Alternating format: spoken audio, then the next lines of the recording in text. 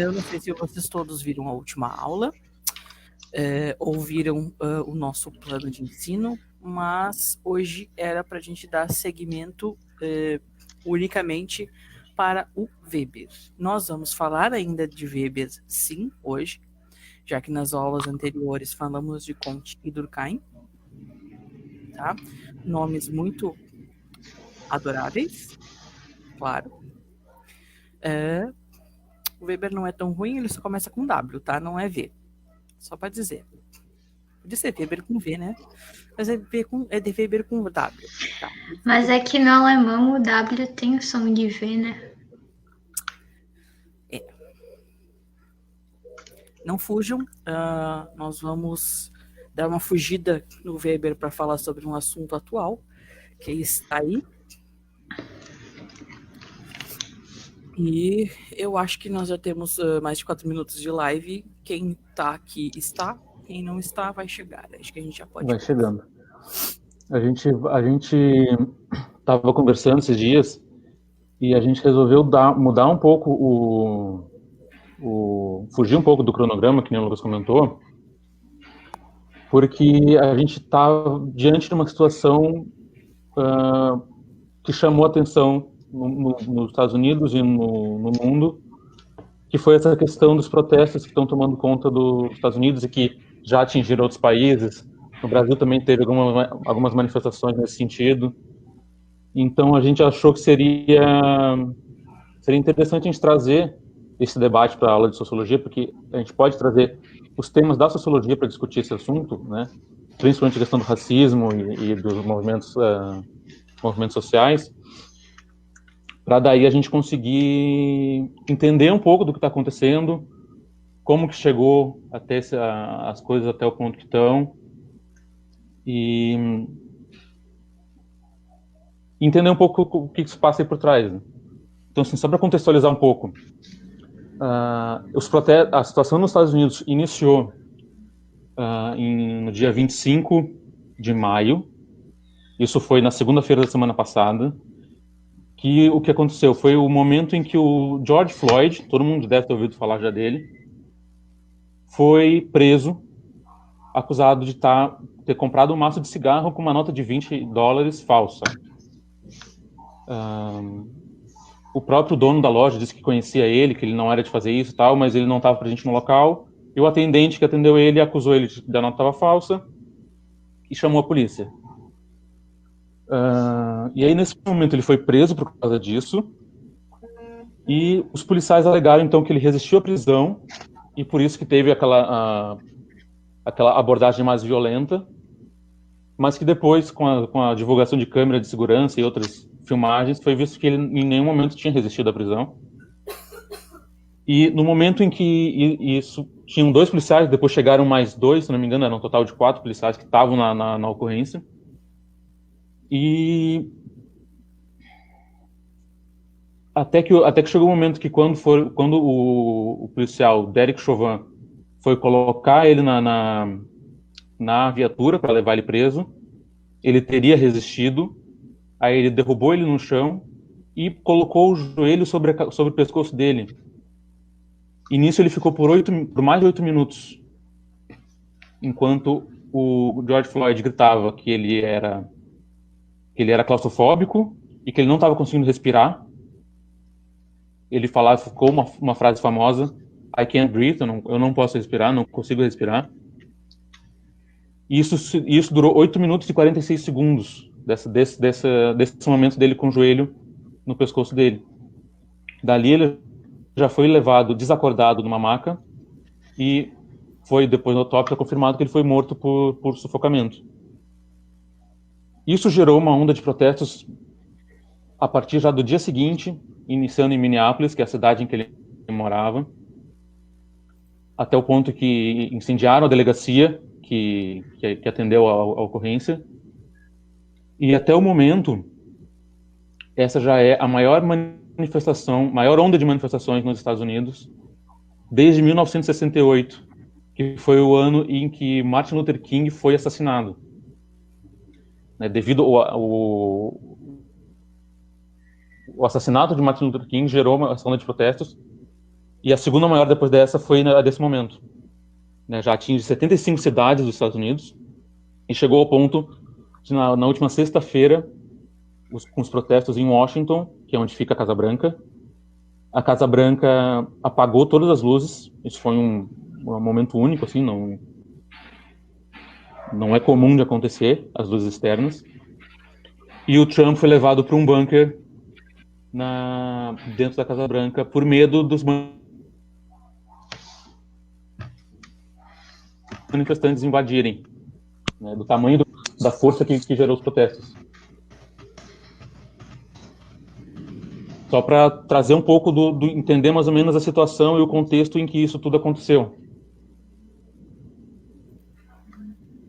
E isso tudo se deu a partir de uma abordagem desse racista por parte da polícia dos Estados Unidos, né? Por isso que a gente resolveu trazer esse assunto do racismo, para a gente aprofundar um pouco mais e entender como chegou a esse ponto. Lucas, queria falar alguma coisa? Gente, em 2014, tá? A pesquisa que eu fiz, assim, foi a pesquisa mais simples e preguiçosa que poderia ser feita, tá? Eu soltei alguma coisa, pesquisei no Google negros mortos por policiais, e eu encontrei uma infinidade de coisas. Vocês podem fazer isso também. A ideia, se a gente fosse parar aqui e comentar sobre esses exemplos, a gente precisaria de muito tempo, tá? O que a gente vai querer passar para vocês aqui é como que a sociologia consegue falar sobre o assunto enquanto sociologia, tá? Mas sobre esse caso, eu queria comentar só um caso, tá? Que é um caso muito semelhante, mas é de 2014, do Eric Garner, tá? Se vocês pesquisarem pelo nome do cara, Eric Garner, vocês vão ver que ele também foi morto, ele também era negro, ele também foi morto por um policial, também asfixiado, tá? E ele também, nas últimas palavras, o que ele disse foi I can't breathe, que foi também o grito de protesto dos protestos de 2014, tá? Que o lema era We can breathe, ou seja, nós não conseguimos respirar, tá? Então, se tem alguém minimamente se perguntando se todos esses protestos são por causa de uma vida, mesmo se fosse ainda valeriam, tá? Não é por uma vida, é por muitas outras. Deixar a Sami que queria colocar alguma coisa. Então, só para contextualizar aqui, como sociologia, como estudante de sociologia, a gente não pode ignorar essas coisas que acontecem, porque isso faz parte do que a gente estuda, isso é objeto de estudo. O racismo, ele é um fato social, e a sociologia, ela dá conta de estudar alguns conceitos, porque vocês podem pensar, não é meu lugar de fala, não é nosso lugar de fala, mas é interessante que a gente estude sobre isso e entenda, ouça as pessoas que têm propriedade no assunto, que passam por isso, porque é só estudando, é só tentando compreender que a gente vai conseguir ajudar de fato, porque sim, isso não é exclusivo de ninguém. Todo mundo precisa fazer a sua parte para que a gente tenha cada vez menos casos no mundo. A gente não pode ver isso, ignorar e ficar quieto. A gente precisa sim protestar, a gente precisa estudar. E a sociologia, nós como estudantes de sociologia não podemos ignorar, não podemos deixar passar um fato como esse. porque isso é grande, isso é histórico, e daqui a muitos anos isso vai ser lembrado como um marco. Espero que a situação esteja melhor do que está hoje. Inclusive, hoje foi divulgado um vídeo da filha do George Floyd, né? Gritando, sorrindo, né? Por uma situação que parece até estranha. A filha de uma pessoa que foi assassinada há pouco tempo, ela estava sorrindo e dizendo: meu pai mudou o mundo. É possível ver que as coisas, que de fato é um momento histórico que está trazendo um marco de fato muito grande.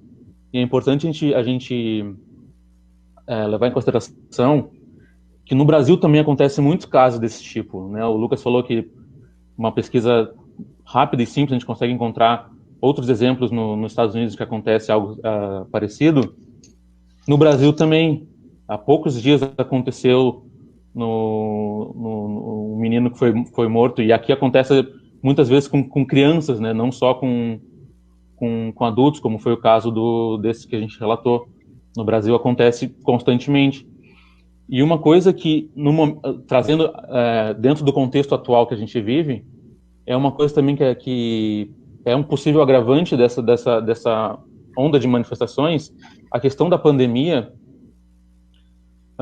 demonstrou o racismo estrutural, tanto nos Estados Unidos quanto no Brasil, porque é possível ver que nesses dois países que são os dois com maior número de casos e mortes no mundo, a população negra foi muito mais atacada pelo vírus, né? Sofreu muito mais com o vírus.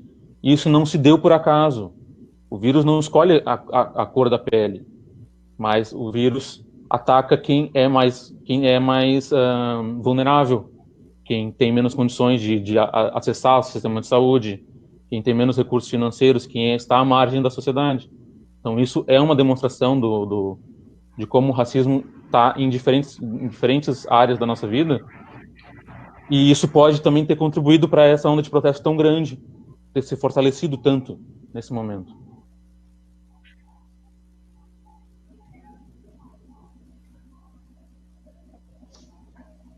Eu acho que a gente passa para Sub. Tá bem. Meu piada. áudio tá um pouquinho baixo. Oi? Eu consigo te ouvir bem. Tu deve estar com Sim, áudio baixo para a resposta. Não, era o meu áudio. Então, gente, eu vou falar um pouquinho sobre algumas concepções do Weber sobre Estado, porque nesses protestos a gente está vendo uma onda muito grande de violência da parte do Estado com os manifestantes. Esse caso foi um caso de violência da parte do Estado com o George Floyd. E aí, o que a sociologia tem para falar sobre isso? O que o Weber tem para falar sobre isso, que é o sociólogo que a gente ia ver hoje? Isso tudo ele vai falar lá no final do século XIX, no início do século XX, e ele vai dar alguns conceitos. E aí, com o Estado, ele está falando de um grupo de pessoas dentro de um determinado território, ou seja, um conjunto de instituições políticas, jurídicas, sociais, que vão regular a vida social. Isso é o conceito de Estado para o Weber. Entendido isso, o Weber vai falar sobre o monopólio da violência por parte do Estado.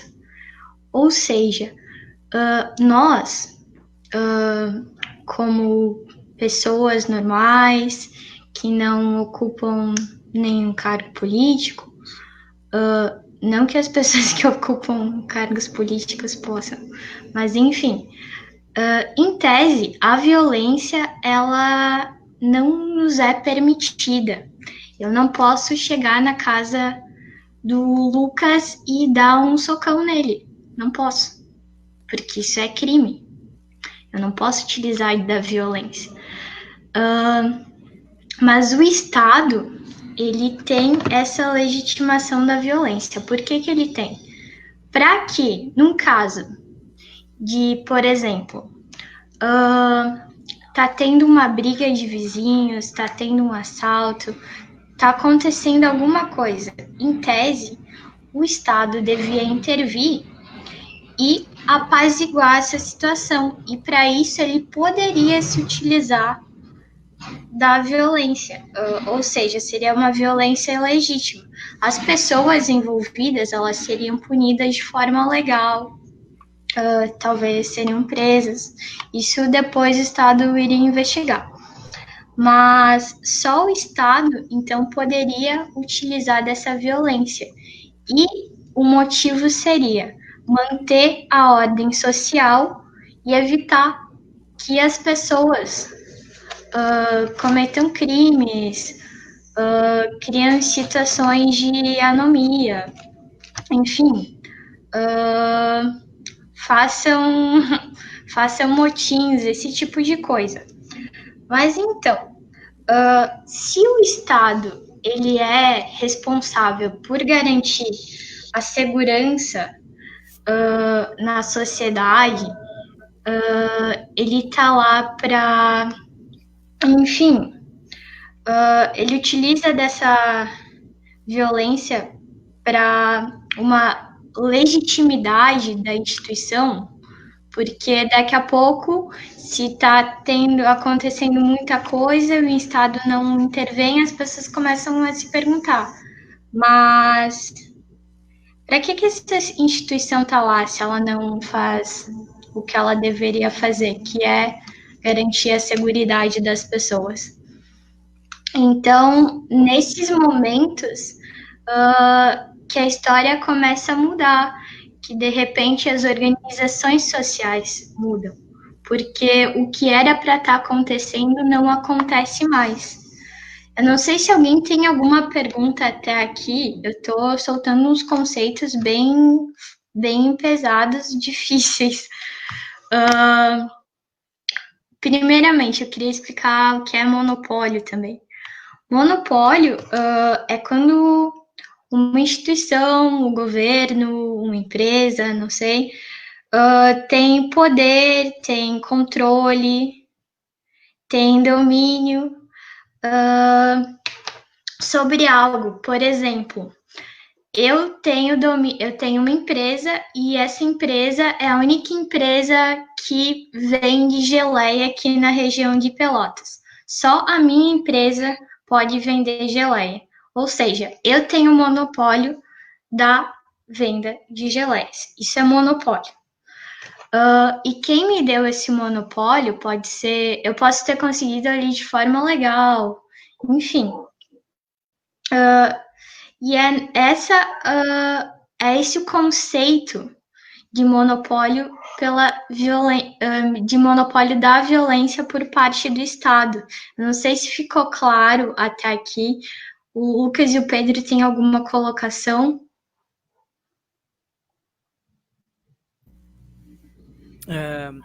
Só a ideia do poder. Não sei se tu ia mencionar o poder também. Sim. Dito isso, o que é Estado, o que é monopólio da violência, o Weber ele também vai dar a sua definição de poder. O que é poder, então? É quando eu, na forma de Estado, na forma de instituição, na forma que for, vou imprimir a minha vontade sobre uma pessoa, sobre um grupo. Isso é poder. É uma definição bem simples, e um exemplo que a gente pode utilizar é: eu tenho poder sobre qual a roupa que a gente vai usar nas lives da aula de sociologia, e eu decido que todo mundo deve usar a camiseta do desafio. O Pedro e o Lucas querem usar? Não sei, mas também não me interessa, porque eu detenho o poder e eu vou decidir o que eles vão usar. Isso é o poder. Eu defini a minha vontade em cima deles. Eu posso utilizar o poder de forma democrática? Posso. Lucas e Pedro, votem o que vocês querem usar. Mas eu também posso usar de forma autoritária. Não quero saber, eu decidi que vai ser isso e vai ser. Então, essa é a definição de poder. Inclusive, eu vim sem a camiseta e a Samara pode utilizar enquanto Estado, sim, o monopólio da violência através da polícia e chamar a polícia para vir aqui e dizer, olha, não está uma camiseta, não está com o chapéu de lâmpada. Enfim, e como é que esse Estado consegue essa legitimidade? O Weber ele vai dar 3 tipos de justificativa, mas isso a gente vai ver na próxima aula, porque hoje o foco aqui é desenvolver essa explicação a partir dessa notícia. Então, eu vou falar sobre a legitimidade do uso da violência por parte do Estado, que é a legal, é através da Constituição, no caso aqui do nosso país, Brasil. Deixa eu ver se eu tenho algum comentário. Eu acho que é isso. E claro que, como eu falei anteriormente, tudo isso foi lá no final do século XIX, início do século XX. Todo esse conceito de Estado que a gente tem hoje ainda não existia. O Weber ele falava que conforme o tempo fosse passando, ia ter uma racionalização do Estado. Ou seja, as leis iam se tornar cada vez mais impessoais. E hoje a gente já tem um Estado considerado Estado moderno, que era uma coisa que o Weber já estava trabalhando, ele já deixou alguns indícios do que iria ocorrer. Eu fico imaginando o que ele pensaria se tivesse aqui hoje vendo esse tipo de notícia. Mas ele não tá e a gente tá, então a gente que tá falando sobre isso.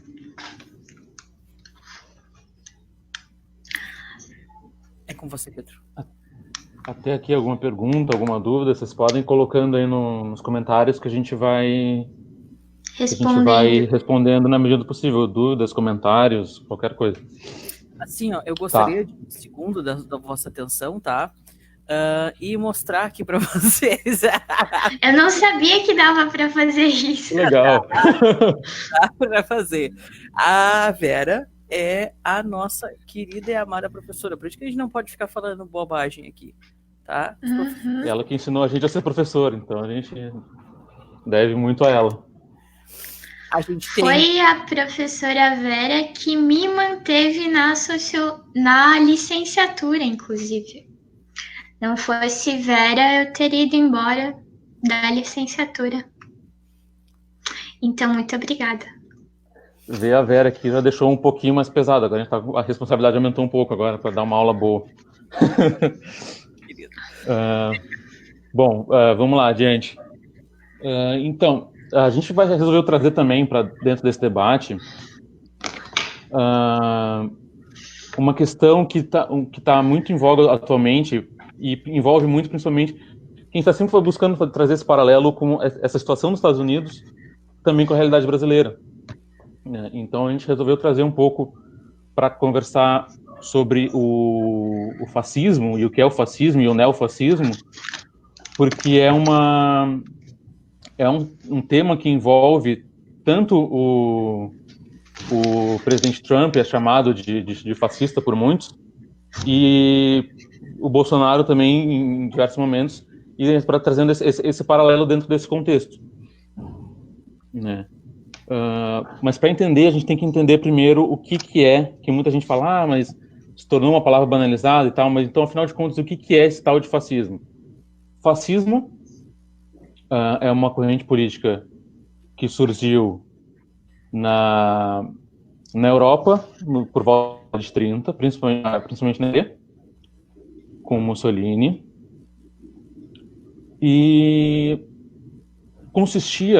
no que consistia? Era um regime totalitário, né, que se dizia extremamente nacionalista, né, defendendo os princípios nacionais, militarista, com culto às armas e ao poder militar, e a figura de um líder tido como heróico, como mito pelos seus seguidores, e consistia nessa figura inicial, principalmente nessa amor à pátria e na exaltação desse líder heróico, né? Que isso a gente podia ver na figura do Mussolini, como foi na Itália, quando começou o fascismo, e principalmente depois na figura do Hitler, no que foi chamado de nazismo na Alemanha. Ele era um líder muito carismático. Isso é outro tipo de dominação que a gente vai falar depois na próxima aula. O carisma desse líder faz com que as pessoas sigam e ouçam o que ele está dizendo. E essa propagação do amor à pátria. E uma ideia muito importante incutida no fascismo é o confronto a um inimigo, né? A política do nós contra eles, né? A figura de um inimigo. Muitas vezes os comunistas, né, tinham um forte anticomunismo dentro do fascismo, mas também há outras etnias e raças e povos em geral, o que é uma coisa muito, muito importante nesse momento para trazer dentro desse contexto, que é a questão justamente dessa discriminação, do preconceito, uma questão de uma eugenia. Não sei se todo mundo sabe, eugenia é justamente essa política de aprimoramento da raça a partir da população, a partir da eliminação de certos aspectos genéticos, como, por exemplo, aspectos raciais, aspectos dentro desse sentido, né? É a busca por essa raça perfeita, como o Hitler dizia, e que a gente pode ver em muitos momentos dentro de uma política racista, dentro de uma política de eliminação dos povos indígenas, como a gente vê em alguns discursos recentes, né? Dentro desse contexto, está dentro dessa eugenia fascista. O uso da violência, o desprezo à ciência e à arte, o restabelecimento de costumes antigos, isso é uma coisa muito importante dentro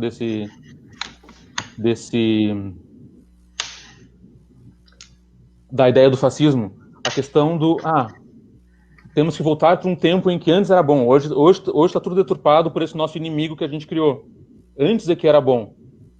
Então, acho que essa questão que a gente hoje consegue ver muito nesses discursos do Trump de Make America Great Again, né? Fazer a América grande de novo, trazer um passado, evocar um passado para dizer que antes era bom, agora não está.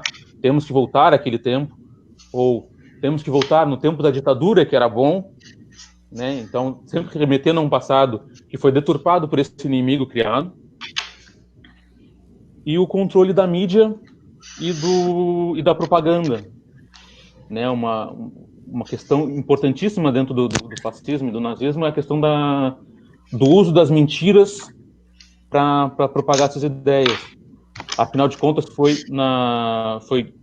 os nazistas que criaram basicamente a propaganda que a gente conhece hoje, o marketing, tudo isso surgiu desse momento nazista que iniciou esse tipo de propagação. Só para trazer um pouco mais, assim, dentro dessa questão, mas totalitarismo, a gente não vive numa ditadura, nem os Estados Unidos, lá não dá para dizer então que esses são fascistas. Bom, a gente pode trazer, tem muitas semelhanças que a gente consegue relacionar com os ideais do Trump e do Bolsonaro dentro dessa ideia fascista, mas a gente também tem que levar em consideração que, atualizados para o século XXI, a gente está falando de uma coisa lá de 1930. Então, trazendo para os dias atuais, existem algumas mudanças, algumas adaptações, né? Eles mantêm-se alguns aspectos democráticos Não imagina-se uma ruptura democrática tão profunda, pelo menos não tão imediata, apesar de ter uma crise de desacreditar nas instituições, né? Tudo bem, vamos manter o Congresso e a Justiça e a divisão dos poderes funcionando, mas vamos colocar esses outros poderes num patamar assim, olha, vocês se cuidem porque eu estou aqui. Vocês não têm tantos direitos assim e não podem agir tão livremente quanto deveriam. E a questão do neoliberalismo econômico que a gente vê muito nesses dois governos, principalmente, que eu estou fazendo um paralelo de Bolsonaro e Trump, que corrobora aquela ideia da eliminação, da dizimação de uma certa camada da sociedade. E uma vez que de novo trazendo a questão da pandemia, uma vez que dentro de uma situação de uma pandemia, tu diminui o investimento no sistema de saúde, bom, então obviamente tu está levando uma camada da população à morte. Quando tu diz que tudo bem algumas pessoas morrerem porque o Brasil não pode parar, tu tá dizendo que certas pessoas são ok de perder. Isso é uma política de tudo bem. Da mesma forma que a gente falava, que a gente via na Alemanha nazista ou na Itália fascista, a gente está vendo uma camada da população sendo sacrificada para manter essa política que eles defendem. A Samara queria falar alguma coisa? Sim, é interessante pensar nessa questão da crise das instituições, porque quando é que ela ocorre? Quando essas instituições, elas não cumprem mais com aquilo que elas se comprometeram a oferecer. E fazendo um paralelo também com o que eu disse antes, essa ascensão do fascismo geralmente vem com a legitimidade carismática. Essas pessoas, elas se utilizam do discurso, da propaganda, do carisma para chegar nas posições de poder e fazerem o que elas bem entenderem, porque é essa definição de poder. Eu quero... teve uma pergunta aqui, os meus pais estão na live, gente, obrigada mãe e pai por virem. E o meu pai, ele quer fazer uma pergunta, pode fazer, que daí a gente responde aqui, se der tempo. Se mais alguém tiver alguma pergunta também, só colocar aqui nos comentários, daí a gente já vai responder, se a gente souber, né? Não se sintam acanhados de fazer pergunta.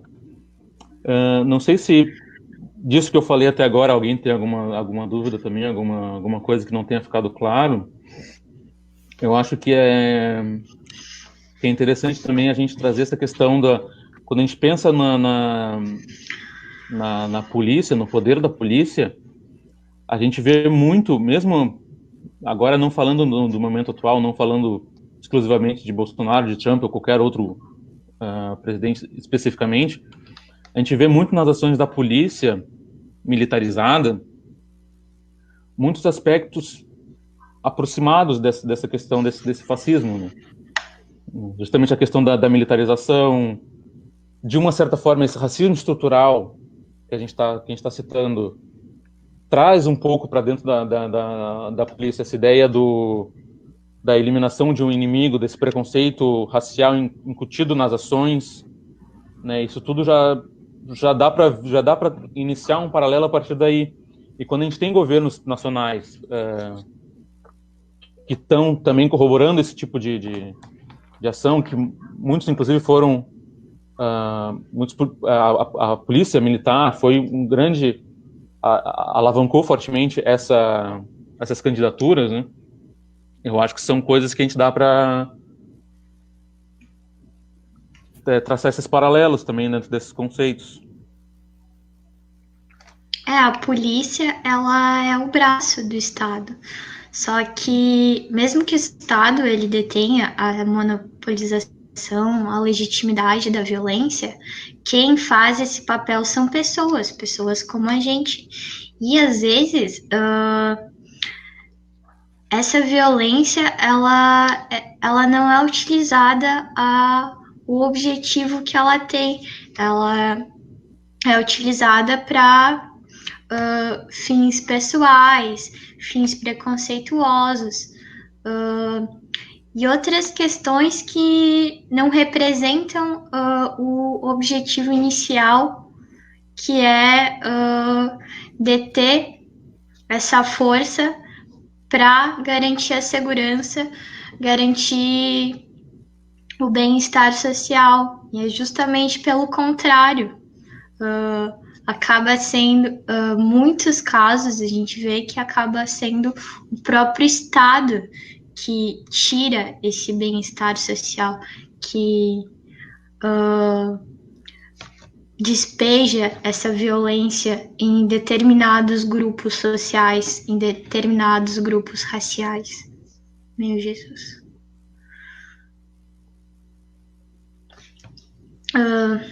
Bom, vocês não querem... Bom, eu não sei, nós temos mais algumas coisas para comentar. Tu vai querer responder a pergunta agora? Eu tô lendo, calma aí.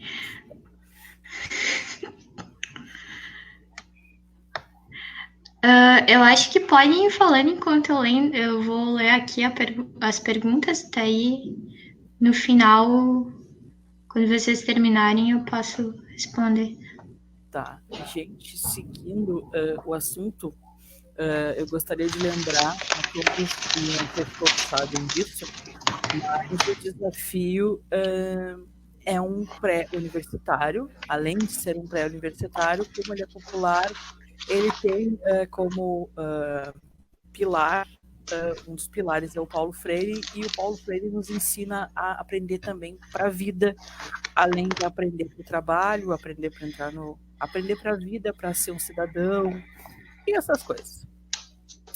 Dito isso, essa aula faz parte de várias questões. Já expliquei para vocês como a sociologia pode ser muito boa para te dar subsídios, argumentação, o desenvolvimento de uma argumentação, toda aquela bagagem cultural que o pessoal da redação já comentou, provavelmente com vocês, até porque eu dei uma espiada na aula da redação.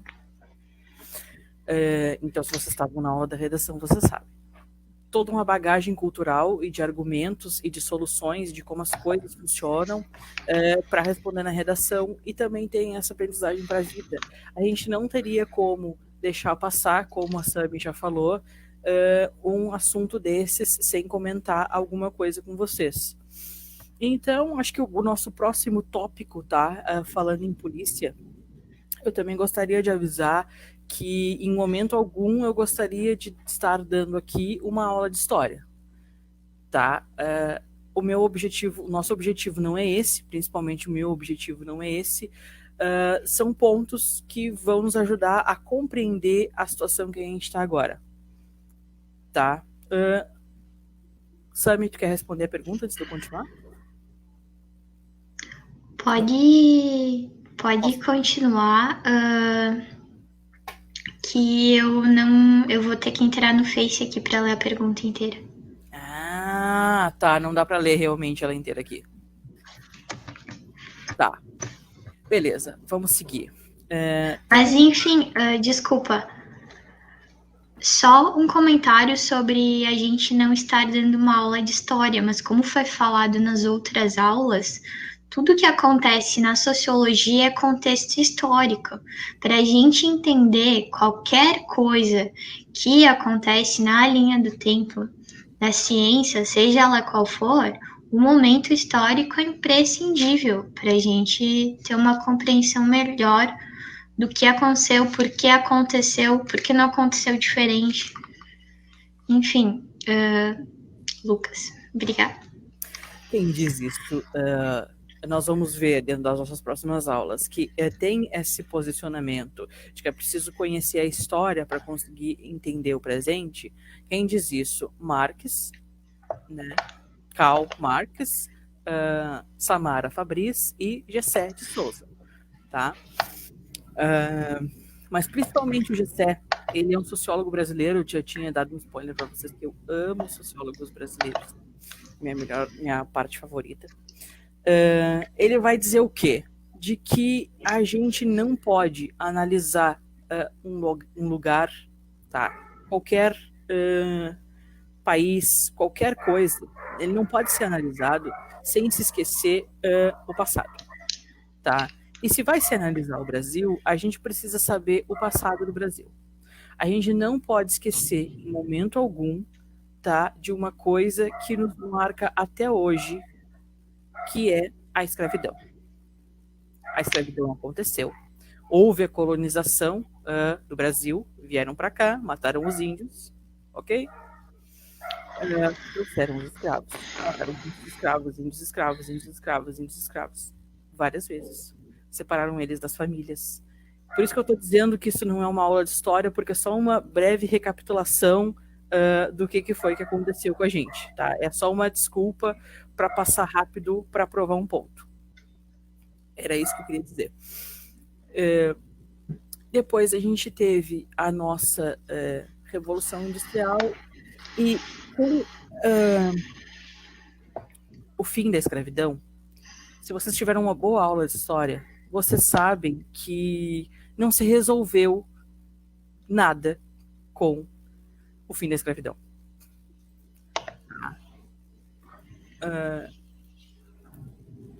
Não se resolveu o problema do povo negro com o fim da escravidão.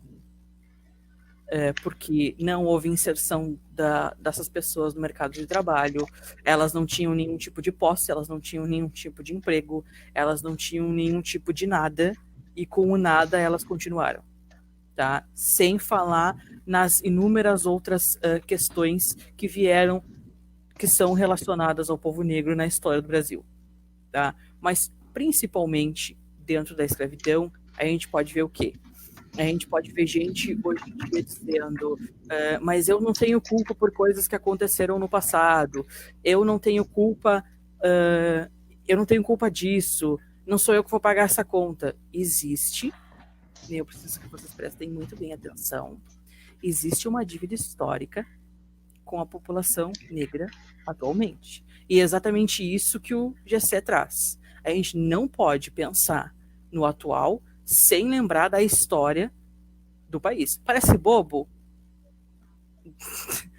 Pode parecer bobo falando nessas palavras, mas quando a gente põe diretamente na prática o que vai fazer, as pessoas já dizem, não, mas isso não importa, isso não faz diferença, tá? Meritocracia, ela existe, ela é de verdade. E a situação não é bem assim. Tá? Passando pelo Gessé dizendo isso, eu vou trazer outro antropólogo / sociólogo brasileiro que dentro da sociologia, dentro das ciências sociais, a gente tem uma certa vergonha, que é o Gilberto Freire. Tá? O Gilberto Freire simplesmente era um dono de uma fazenda, ele era todo cheio das coisas, tá? Um ricaço. Dono de escravos. Um ricaço. Dono de escravos, com certeza, lá na sua fazendinha com seus escravos e várias outras coisas dessa gente, que eu não sei o que é. Ele resolveu, acho que ele não tinha muita coisa para fazer, e ele resolveu estudar. Tá? Ele resolveu escrever o que ele estava vendo. Basicamente, dentro da antropologia, isso é uma coisa que se faz, tá? Com um método, com todo um rigor e tal. Por isso que ele é meio antropólogo, meio sociólogo. A diferença entre as duas coisas, dentro desse momento, não vai fazer muita diferença. Ele estava lá, sentadinho na sua fazenda, e ele pensa em escrever o que ele está vendo, tá?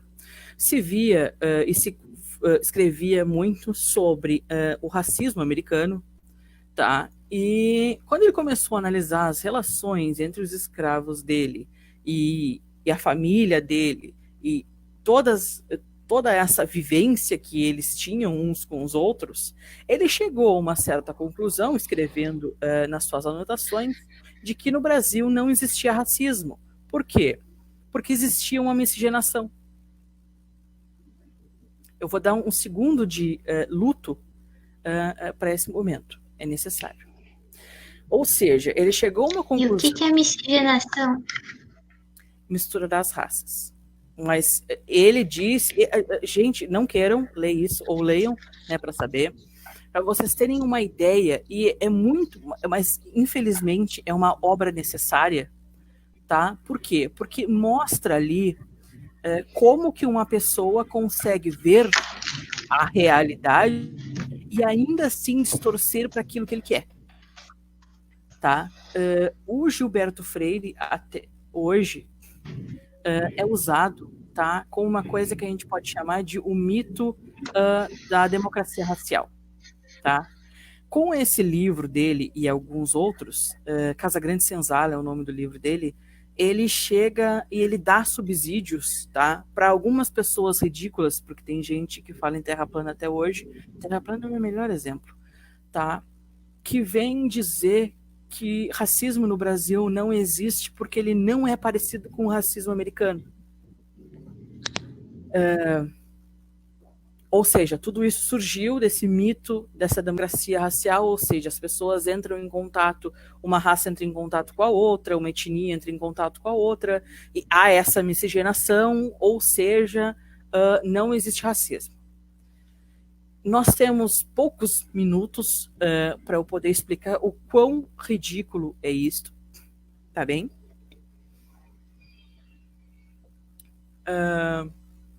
Aqui eu me perdi. Eu tenho um sério problema de déficit de atenção, que uma mosca anda lá e eu já perdi a minha linha de raciocínio. Mas... Racismo brasileiro. Então, o racismo ainda existe no Brasil e a desigualdade ainda existe no Brasil, tá? E ela existia naquela época e ela permanece existindo porque os atos de violência continuam acontecendo, e quando a gente fala em racismo estrutural, é porque não é uma questão individual, não são casos isolados, existe um padrão que leva pessoas de cor a receberem um tratamento diferenciado de brancos. Você precisa entrar dentro de uma loja, aí eu pergunto para nós que estamos aqui, a gente entra dentro de uma loja, o segurança segue, a pessoa tem medo de sair na rua quando bate a polícia, o branco tem medo.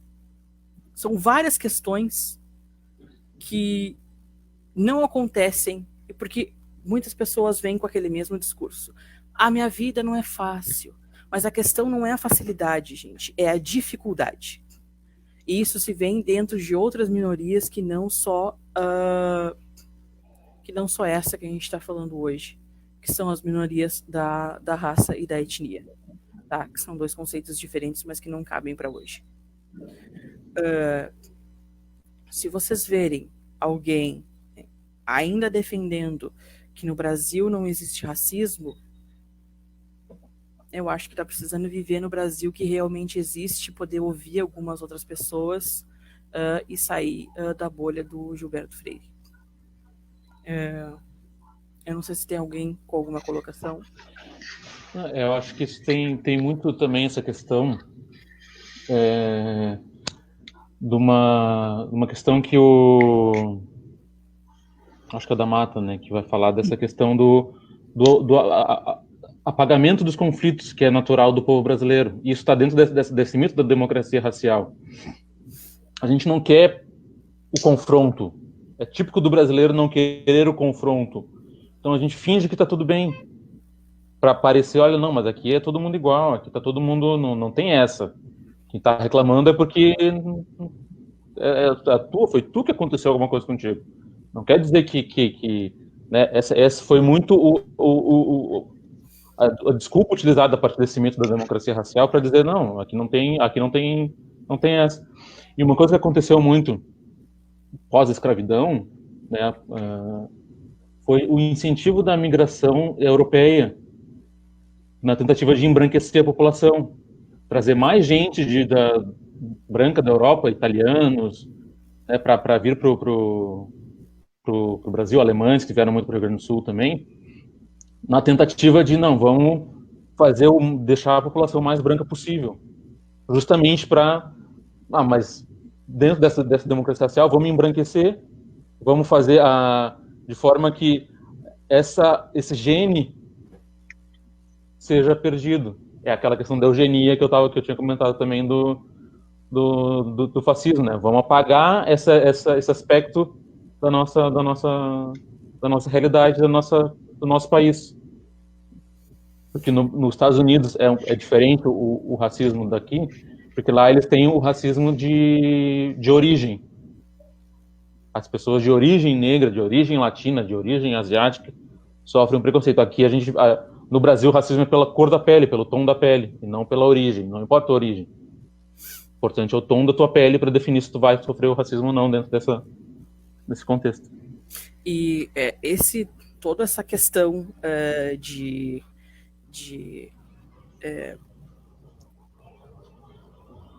da cultura, porque exatamente isso onde eu queria chegar, era a questão da cultura. A gente tem uma cultura que é construída, por isso que a gente diz que o racismo é estrutural, porque não é uma coisa que acontece individualmente, é uma coisa que acontece com todos, por isso que ele é um fato social, como a Samara tinha dito lá no início, ele é geral e ele acontece com todos, dentro do Brasil, a partir do tom da pele. E aonde eu ia chegar com essa ideia, para linkar com a violência policial, eu vi uma entrevista com um professor de direito dos Estados Unidos, tá? Até porque tudo isso aconteceu, os protestos, e o tema da aula é sobre o que aconteceu nos Estados Unidos. Ele disse que lá a polícia é muito treinada para agir a uma situação de perigo e não reagir. Então ela precisa prever uma potencial ameaça. E a partir disso, vocês já conseguem ver escancarado o racismo, porque a pessoa, ao agir primeiro, ela precisa prever uma possível ameaça. Ou seja, todos esses atos, todos esses assassinatos. E aí, gente, vocês podem fazer a pesquisa do dia, que é o teminha para a aula da semana que vem, para a aula dessa semana.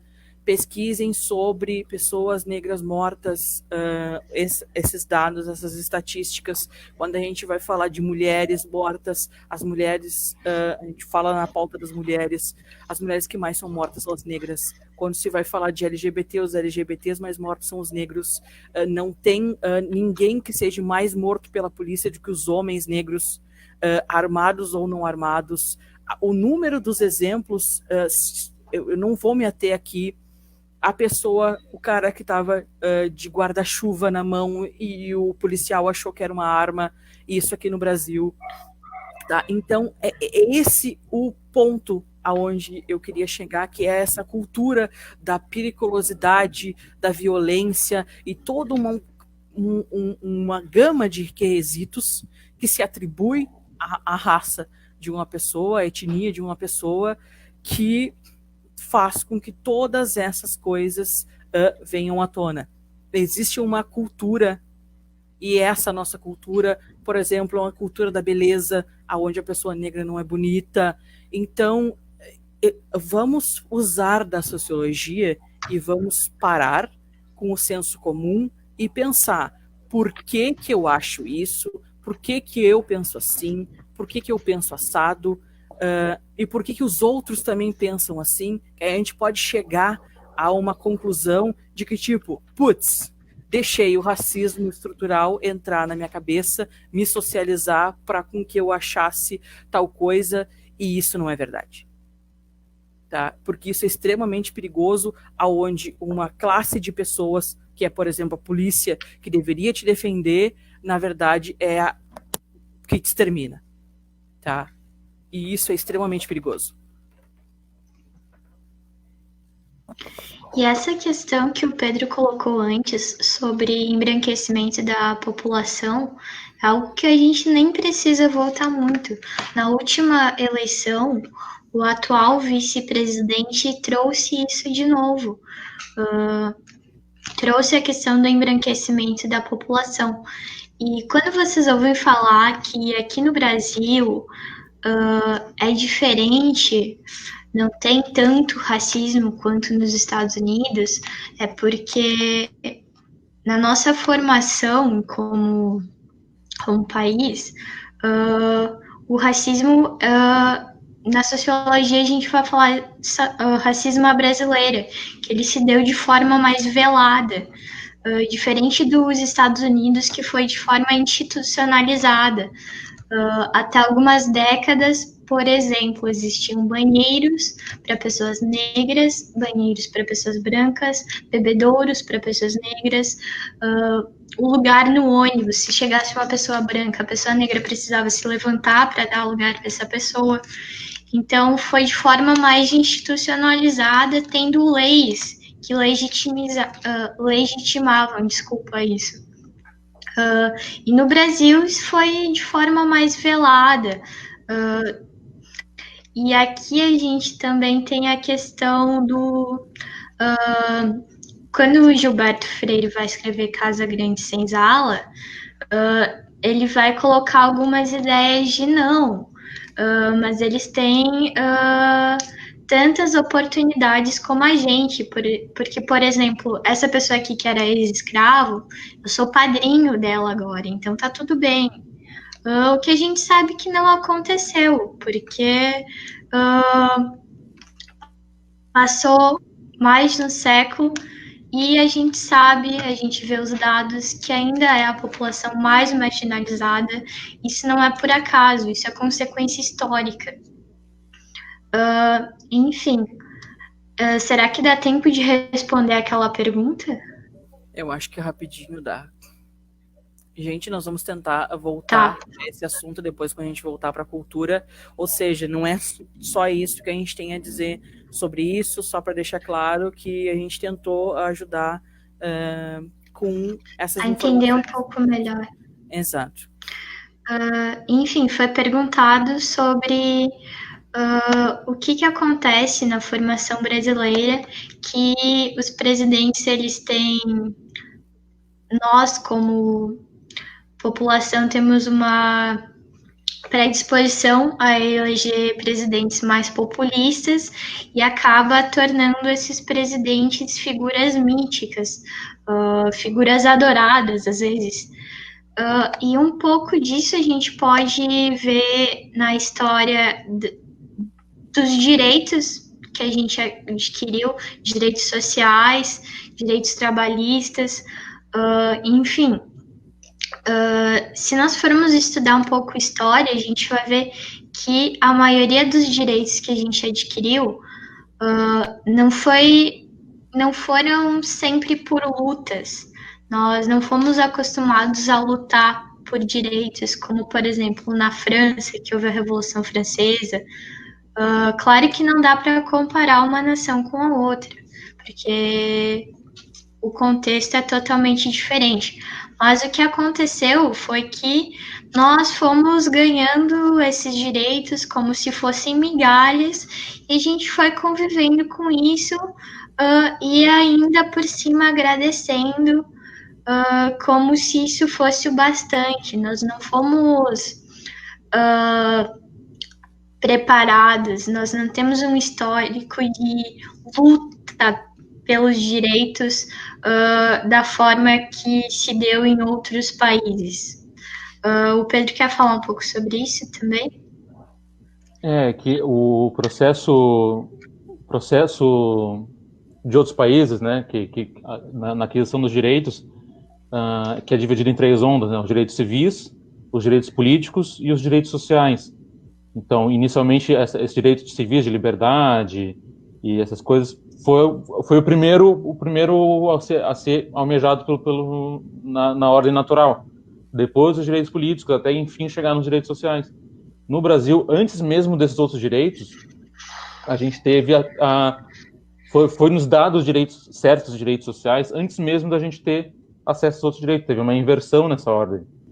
Então, antes mesmo do voto universal no Brasil, já tinha-se um início de alguns direitos sociais cedidos ali, principalmente a partir da Era Vargas. Então, isso também teve uma mudança na postura da população de esperar que aquilo que a gente tenha seja dado, não é a gente que tem que lutar. É nisso que a Samara estava dizendo, dessa passividade em relação aos direitos.